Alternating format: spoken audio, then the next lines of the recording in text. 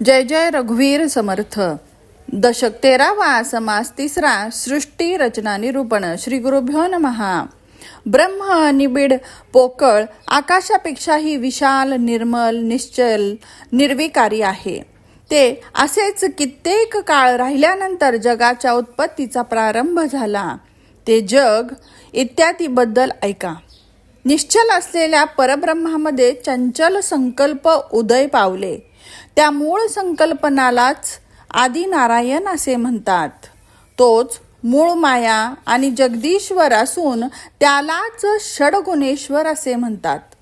अष्टधा प्रकृतीचे विषयही तेथेच पहा. त्याच्या अलीकडे गुणक्षोभिनी असून तिच्यापासून 3 गुणांनी जन्म घेतला. अकार, उकार, मकार हे 3ही मिळून झालेल्या ओंकाराचा प्रचार त्रिगुणामुळेच होतो. त्रिगुणामुळे पुढे पंचमहाभूतांचा विस्तार झाला. पंचमहाभूतांच्या उत्पत्तीची रीत कशी आहे तर अंतरात्माच आकाश असून त्या आकाशापासून वायूचा जन्म झाला. वायूपासून तेज जन्मले. वायूच्या आडव्या तिडव्या वाहणाऱ्या ओघापासून घर्षण होऊन त्याच्या उष्णतेमुळे अग्नी निर्माण झाला आणि तेथेच सूर्यबिंब प्रकट झाले. वाऱ्याच्या शीतल वाहण्याने पाण्याची उत्पत्ती झाली आणि पाणी आटून भूमी तयार झाली. भूगर्भात कोट्यावधी बीज आहेत. बीजांचा माती आणि पाण्याशी संबंध आल्याबरोबर अंकुर फुटतात.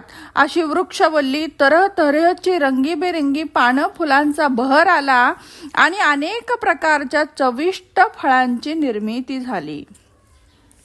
पृथ्वीमुळे अनेक प्रकारची रंगीबेरंगी पाने, फुले, मुळं, फळे आणि नाना प्रकारचे अन्नधान्य निर्माण झाले. पुढे अन्नापासून रेत झाले. रेतापासून सर्व प्राण्यांचा जन्म झाला. ही आहे उत्पत्तीची प्रत्यक्ष प्रतीती. एकूण अंडज, जारज, स्वेदज, उद्भिज आदी सर्व प्राणी मात्रांना पाणी हेच बीजभूत आहे. पहा, ही सृष्टी रचनेचा विचित्र प्रकार. याप्रमाणे 4 खाणी 4 वाणीच्या 84 लक्ष जीवांसह पिंड ब्रह्मांड रूपी त्रैलोक्य निर्माण झाले आहे. सर्वांचे मूळ अष्टधा प्रकृती असून व्यक्तपणे सर्वही पाण्यापासून जन्मतात. पाणी नसेल तर सर्व प्राणी मरून जातात. आम्ही सांगितलेली गोष्ट ही संशय घेण्यासारखी नाही. याचा नीट चांगल्या प्रकारे अनुभव घ्या. वेद, शास्त्र, पुराण ही सुद्धा अनुभवाच्या कसोटीवर उतरली तरच घ्यावी. आपल्या अनुभवाला न पटणारी संशयाची गोष्ट ग्रहण करूच नये. सर्व लोकांना अनुभवाशिवाय दुसरे कामच नाही. प्रवृत्ती निवृत्तीच्या दोन्ही कार्यात ही प्रतीती हवीच. प्रतीती नसलेल्या संशयाने जगणारे सारे अविचारीच होय. असो, आम्ही तर सृष्टी रचनेची रीत थोडक्यात सांगितली. आता सृष्टीच्या विस्ताराच्या संहाराबद्दलही ऐका. आधीपासून शेवटपर्यंत एक आत्मारामच सर्व काही करतो. करणाराही तोच आणि योग्य रीतीने विवरण करून पाहणाराही तोच. पुढील समासात संहार कसा होतो याचे निरूपण करीत आहोत. श्रोते हो, ऐकावे.